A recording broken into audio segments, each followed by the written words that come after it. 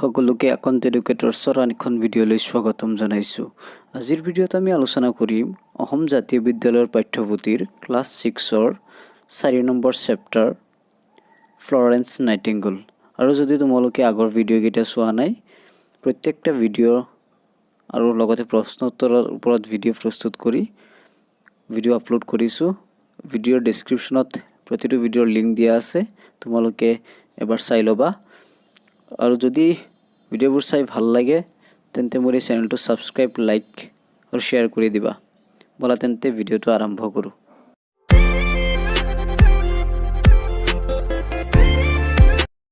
The lady with lamp নামেৰে খ্যাত Florence nightingale আছিল বিশ্বৰ প্ৰথমজনী নাৰ্ছ, আৰু তাইৰ বিষয়ে এই চেপ্টাৰটোত আলোচনা কৰিম। Florence Nightingale was born on 12 May 1820 in Florence, Tuscany, Italy. Florence Nightingaleৰ জন্ম হৈছিল 1820 চনৰ 12 মে'ত ইটালীৰ টাস্কেনিৰ ফ্লৰেন্সত। Though she was born in Italy, she was brought up in the UK. UK means United Kingdom. যদিও তাইৰ জন্ম ইটালীত হৈছিল, কিন্তু তাই ডাঙৰ দীঘল হৈছিল ইউকেত। She was named after the city of the birth. Her elder sister Frances Parthenope and had similarly been named after her place of birth, Parthenope. নাইটিংগেলৰ জন্ম যিহেতু ফ্লৰেন্সত হৈছিল, যাৰ বাবে তাইৰ নাম ৰখা হৈছিল ফ্লৰেন্স নাইটিংগেল, আৰু তাইৰ ডাঙৰ ভনীয়েক ফ্ৰান্সিছ পাৰ্থেনোপৰ নাম একেদৰেই তেওঁৰ জন্মস্থান পাৰ্থেনোপৰ নামেৰে ৰখা হৈছিল। Florence is famous for her nursing work during the Crimean War 1853 to 56. তো ক্ৰিমিয়ান ৱাৰটো তোমালোকে জানি লোৱা।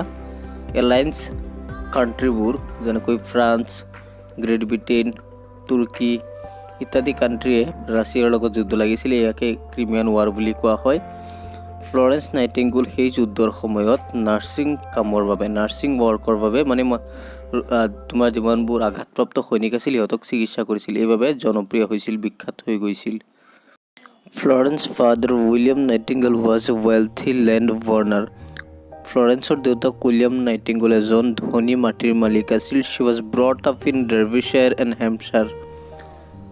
তেওঁ হেম্পশ্বায়াৰ আৰু ডাৰ্বিশ্বায়াৰত ডাঙৰ দীঘল হৈছিল। Florence spent her summer in Derbyshire and winter in Hampshire. ফ্লৰেন্সে গৰমৰ গ্ৰীষ্মকাল ডাৰ্বিশ্বায়াৰত কটাইছিল আৰু মানে শীতকালত হেম্পশ্বায়াৰত কটাইছিল। Florence Nightingale's father taught her and her sister a variety of subjects ranging from the science and mathematics to history and philosophy. Florence Nightingaleৰ পিতৃয়ে তাইক আৰু তাইৰ ভনীয়েকক বিজ্ঞান আৰু গণিতৰ পৰা আৰম্ভ কৰি ইতিহাস আৰু দৰ্শনলৈকে, ফিলচফি মানে হৈছে দৰ্শন, ইত্যাদি বিভিন্ন ছাবজেক্ট বিষয় শিকাইছিল। As she grew up, she developed an interest in helping others. At the age of 17, she believed that she was called into service by God to do something for the helpless and miserable. তাইৰ ডাঙৰ হোৱাৰ লগে লগে তাই আনক সহায় কৰাৰ প্ৰতি আগ্ৰহ বাঢ়ি উঠিছিল। 17 বছৰ বয়সত তাই বিশ্বাস কৰিছিল যে অসহায় আৰু দুখীয়াৰ বাবে কিবা এটা কৰিবলৈ ঈশ্বৰে তাইক পঠাইছে বা মাতিছে। At first, প্ৰথমতে her parents refused to allow. প্ৰথমতে তাইৰ মাক দেউতাকে মানা কৰিছিল তাইক become a nurse হোৱাৰ কাৰণে, but at last her father gave his permission. কিন্তু অৱশেষত তাইৰ দেউতাকে তাইক অনুমতি প্ৰদান কৰিছিল।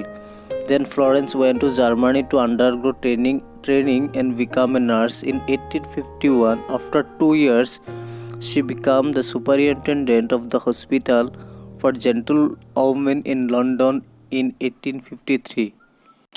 তাৰপিছত ফ্লৰেন্স জাৰ্মানীলৈ গৈ প্ৰশিক্ষণ মানে ট্ৰেইনিং লয় আৰু 1851 চনত নাৰ্ছ হয়। 2 বছৰৰ পিছত 1853 চনত লণ্ডনত হস্পিটেলত ফৰ জেণ্টলমেনৰ অধীক্ষক তেওঁ হৈ। In 1853 the Crimean War broke out.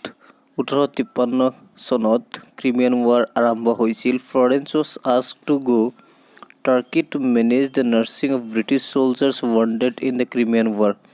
ফ্লৰেন্সক তুৰস্কলৈ মানে তুৰ্কীলৈ যোৱাৰ কথা কোৱা হৈছিল, য'ত ব্ৰিটিছ চলজাৰ্ছ মানে ব্ৰিটিছ সৈন্যবাহিনী আঘাতপ্ৰাপ্ত হৈ আছিল সেই লোকসকলক শুশ্ৰূষা কৰিবলৈ চিকিৎসা কৰিবলৈ তেওঁক তুৰ্কীলৈ পঠিওৱা হৈছিল। She traveled to Scutari to help the wounded soldiers. তাই আঘাতপ্ৰাপ্ত সৈনিকসকলক সহায় কৰাৰ কাৰণে শুশ্ৰূষা কৰাৰ কাৰণে তাই স্কুটাৰলৈ যাত্ৰা কৰিছিল। She was very sad to see the poor condition of that hospital. আৰু তাই যেতিয়া হস্পিটেলত উপস্থিত হৈছিল দেখা পাইছিল হস্পিটেলৰ বহুত বেয়া কণ্ডিশ্যন, বহুত লেতেৰা কণ্ডিশ্যন, অৱস্থা বহুত বেয়া। The wounded soldiers were sleeping in overcrowded and dirty rooms. আঘাতপ্ৰাপ্ত সৈনিকসকল লেতেৰা আৰু ভিৰ থকা এটা কোঠালিত শুই আছিল আৰু সম্পূৰ্ণৰূপে কোঠাটো লেতেৰা আছিল।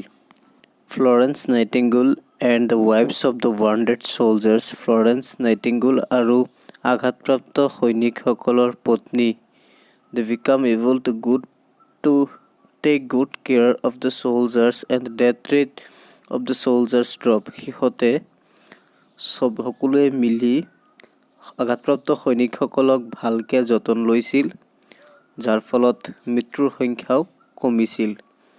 Florence often visited the soldiers at night when they were asleep.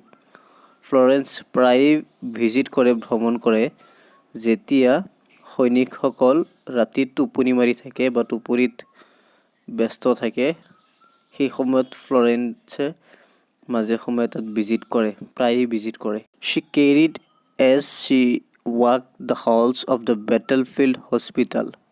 সেই যুদ্ধক্ষেত্ৰৰ হস্পিটেললৈ যাওঁতে ফ্লৰেন্সে হাতত এটা লেম্প লগত লৈ খোজকাঢ়ি গৈছিল।